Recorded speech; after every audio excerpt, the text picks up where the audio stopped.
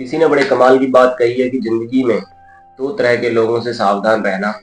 पहले वो जो ये कमी बताएं जो आप में है ही नहीं। दूसरे वो जो आपका कोई ऐसा गुण बताएं जो आप में है ही नहीं। नमस्कार दोस्तों, मैं हूं नवदीप कंबोज और आज की ये कहानी एक राजा की है जिसकी कोई संतान नहीं होती।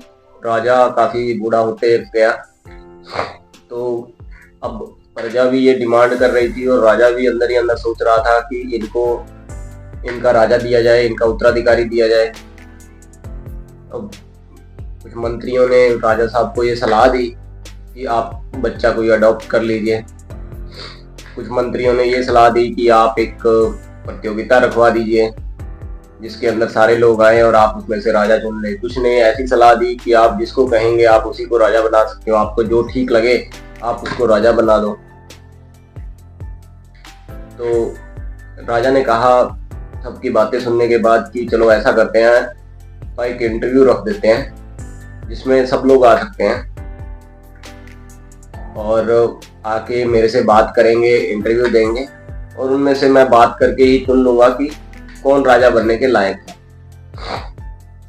कुछ मंत्रियों ने कहा जी आप एक क्राइटेरिया रख देते हैं कि इसमें इतनी एज से इतनी एज आ सकता है, ऐसा बंदा आ सकता है, ऐसा आ सकता है। तो राजा ने कहा नहीं, कोई भी बंदा इसमें आ सकता है, छोटा है, बड़ा है, पढ़ा है, लिखा है, कोई भी आ सकता है।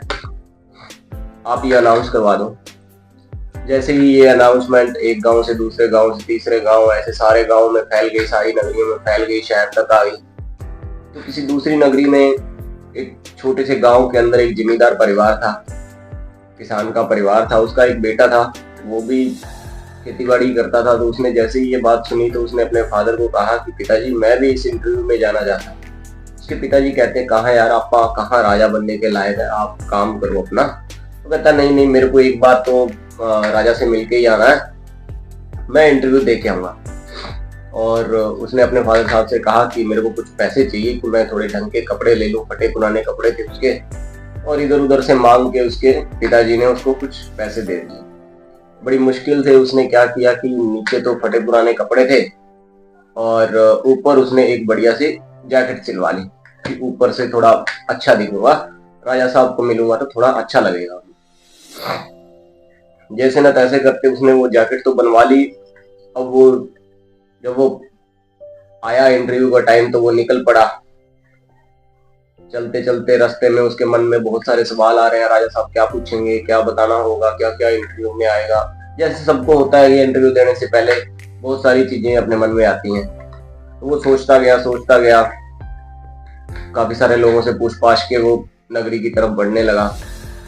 वो जैसे ही वो नगरी के अंदर गया तो उसको अभी वो उस नगरी के अंदर ही पहुंचा था कि उसको दिखा कि एक भिखारी बैठा है और सर्दी के दिन थे, वो कांप रहा था काफी, मतलब बारिश से झुंझुन कर रहा था, बारिश भी हो रही थी। तो वो भिखारी ने इसको बुलाया कि बेटा आप इधर आओ, मेरी कुछ मदद कर लो, मेरे को कुछ पैसे मिल जाएं या कुछ ओढ़ने के लिए मिल जाए। तो इसने सोचा भी अब मेरे पास तो कुछ है नहीं, पैसे तो थे नहीं बिल्कुल भी।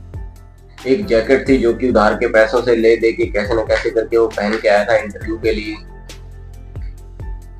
तो इसने भिखारी की दशा को देखते हुए इसने वो अपनी वो अच्छे वाली जैकेट उतारी और उसको दे दी।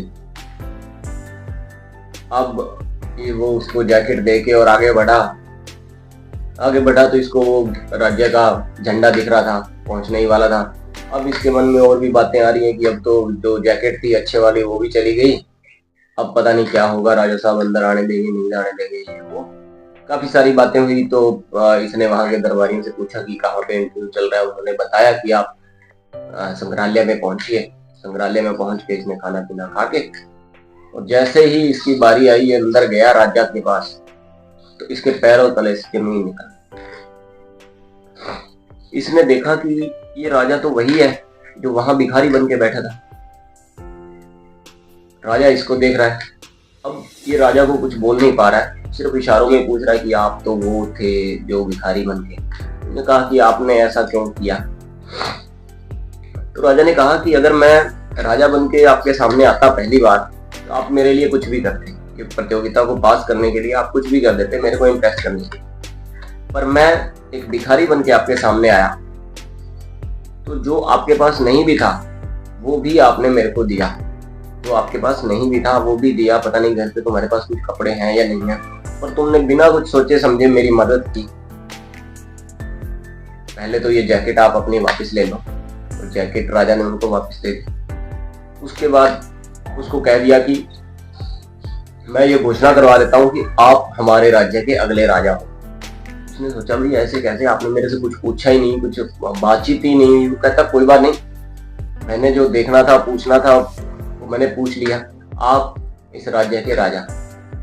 तो ये छोटी सी कहानी हमें बड़ी अच्छी सीख देती है कि हमेशा दूसरों की मदद करनी चाहिए।